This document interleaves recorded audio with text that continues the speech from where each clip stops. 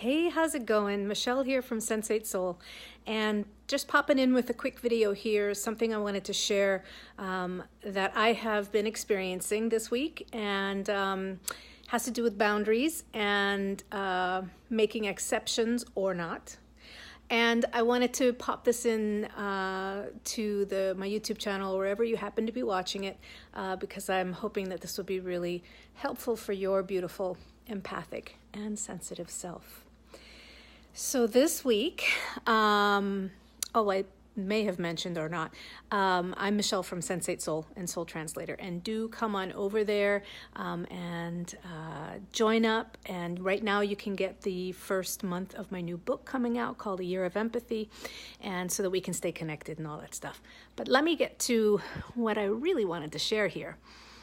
I've had one of those weeks where a lot of boundaries feel like they have been tested, and a lot of experiences, okay, so let's say there's been basically four main things. I don't want to be too exaggerating here, but there's been like four main things that have been asking me, big things, that have been asking me to mean what I say and say what I mean, but not say it mean.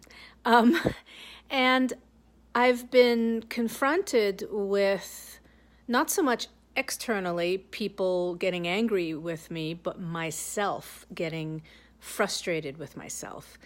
And it has been around this idea that, and I'm sure you probably will relate to this, that being an empath, being empathic, and being a sensitive person means sometimes, this is the not true truth,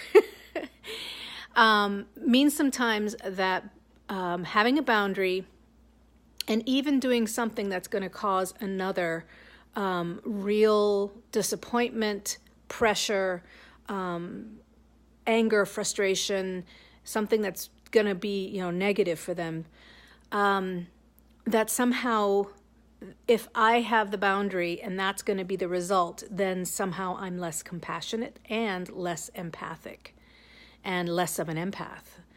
And that can be a really, really tough place for some of us to be in.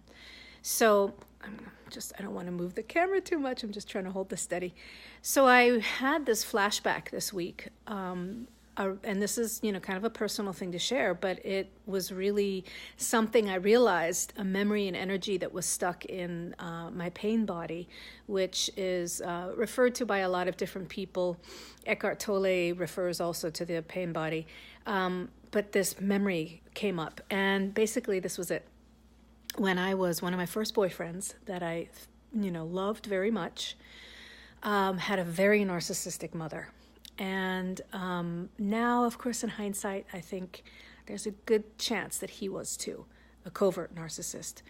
But I remember he was really getting weird on me for a while, and I was starting to get a little bit scared. Even though I adored him, I was beginning to really question things and my safety. And I had a boundary with him one day when I had just kind of had enough. And I remember him, and this memory of him turning around to me and saying, in a really kind of cold and scathing way, "You're not the sensitive, caring, kind, compassionate person that you think you are. You're just as bad as anybody else." And then after that, him basically saying, "And because of you, I'm going to later on kill myself."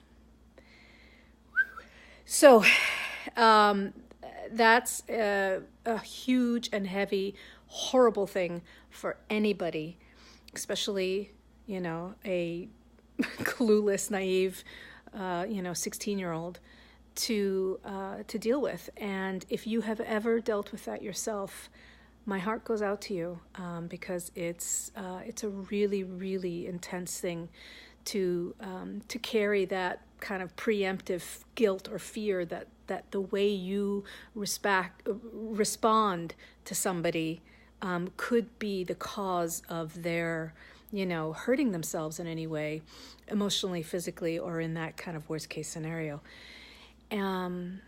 So that guilt, and it's also not uncommon for narcissists to do that. And so that's probably another, video for another time. But I wanted to share this because the feeling, the belief that has surfaced this week has been around. I have to make an exception for somebody else's pain. Of course, as you can probably imagine, there's more things underneath there around worrying of, upsetting somebody and all those things. But really the nugget here is this feeling of that I had to somehow, that I was wrong, not just wrong in asking for, saying my boundary, but also in who I am. And that I needed to somehow make an exception for this person of who I am, so that they would be more comfortable. This has been the situation this week with all these boundaries that have been coming up, where it's been that temptation to go in and go, oh, I'm going to make an exception here, even though the contract says this, even though the agreement says that. I'll make an exception just because I really don't want to piss this person off, or I really don't want them to feel any pain. And I am proud and happy to say that I have stuck with my boundaries, and thank goodness for that memory resurfacing, and showing me, the one of the energetic echoes of this. And that I today said no, no, and no. And it really opens up a lot of energy and life force when you believe in your own boundaries and stick to them. And not sticking to them doesn't mean doesn't make you more compassionate or empathic. In fact, it drains you of energy and it makes you pitted against yourself, and that is not a fun place to be, and it's not a healthy place to be. So I wanted to share this today, and so much love to you in holding your boundaries, creating them in the first place, and holding them. It's sometimes we need to adjust and all that stuff. This is not a black and white, but it is really good for you to be able to trust your own boundaries and not make the exceptions when it's coming from a place of fear or taking on too much responsibility for the other person.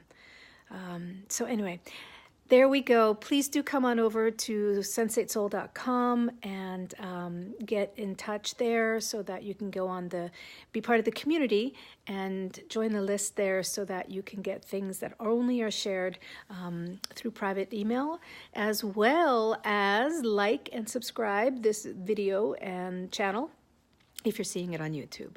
All right, so much love, and I'll see you again in the next video.